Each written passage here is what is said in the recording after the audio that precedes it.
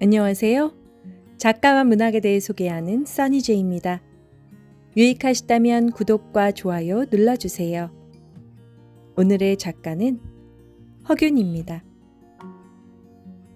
허균은 1569년 음력 11월 3월에 강릉 초당동에서 태어났습니다. 그의 부친인 초당은 살인파의 일원으로 서경덕의 문화와 이황의 문화에서 수악한 인물이었습니다. 초당은 경상도 관찰사를 지냈고 동인의 영수가 되었던 인물로 한때 강릉의 맑은 물로 초당 두부를 만들었습니다. 초당 두부의 명성은 한성부까지 전래되었지만 초당은 관료로서 장사를 한다고 탄핵을 받기도 했습니다. 허균은 5살 때부터 글을 배우기 시작해서 9살에는 시를 지을 줄 알았습니다. 1580년 12살 때 아버지를 잃고 더욱 문학 공부에 전념했습니다. 학문은 유성룡에게 배웠습니다. 시는 3당 시인의 하나인 이달에게서 배웠습니다. 이달은 둘째 형의 친구로서 당시 원주의 손곡리에 살고 있었습니다. 그에게 시의 묘체를 깨닫게 해주었는데 인생관과 문학관에도 많은 영향을 주었습니다. 일찍 부친을 이어 20살 이상 차이가 나는 이복형의 허성의 집과 강릉의 외가를 오가며 풍족하진 않았지만 어렵진 않은 소년기를 보냈습니다. 그의 나이 17세인 1585년에 초시를 급제하고 안동 김씨 김대섭의 차녀와 혼인합니다.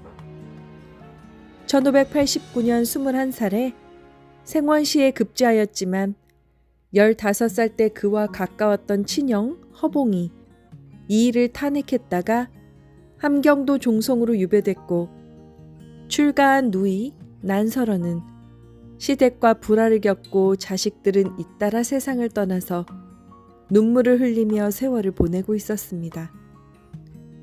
이듬해 황해도 도사가 되었지만 서울에 기생을 끌어들여 가까이 했다는 탄핵을 받고 부임한 지 6개월 만에 파직됐습니다.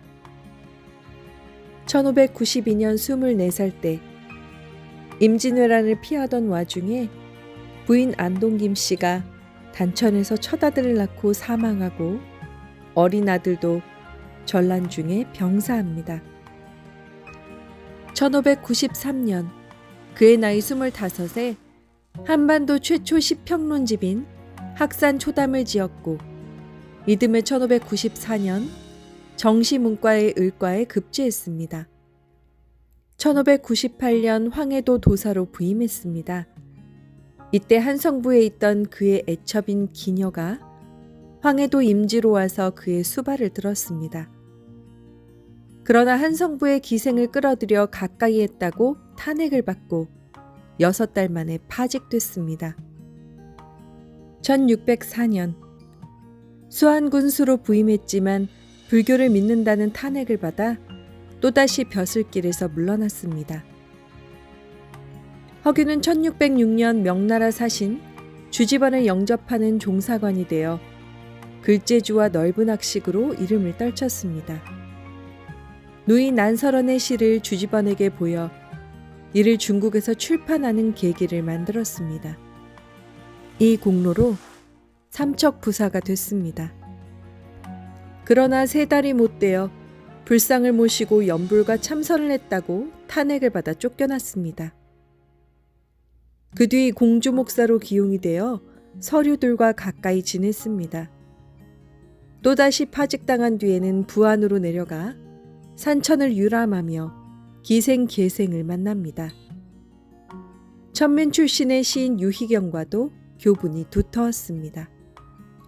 1609년 광해군 시대 명나라 책봉사가 왔을 때 이상의 종사관이 되었습니다. 이해 첨지 중추부사가 되고 이어 형조 참의가 됐습니다. 1610년 전시의 시험을 주관하면서 조카와 사위를 합격시켰다는 탄핵을 받아 전라도 함렬로 유배됩니다. 1613년 개추곡사에 평소 친교가 있던 서류 출신의 서양갑 심우영이 처형당하자 신변의 안전을 도모하기 위해 이이첨에게 아부해 대북에 참여합니다. 1614년에 천추사가 되어 중국에 다녀옵니다. 그 이듬해 동지 겸 진주부사로 중국에 다녀왔는데 두 차례의 사행에서 많은 명나라 학자들과 사귀었으며 귀국할 때 태평광기를 비롯해 많은 책을 가지고 왔습니다. 그 가운데는 천주교 기도문과 지도가 섞여 있었다고 합니다. 허균은 1617년 좌참찬이 됐습니다.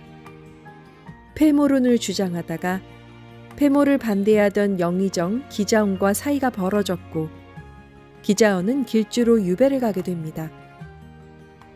그 아들 기준격이 아버지를 구하기 위하여 허균의 죄상을 폭로하는 상소를 올리고 허균도 상소를 올려 변명합니다.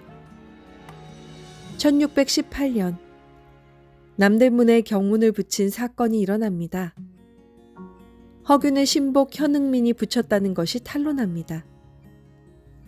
허균과 기준격을 대진 신문시킨 끝에 역적모의를 했다 하여 허균은 그의 동료들과 함께 저작거리에서 능지처참을 당합니다.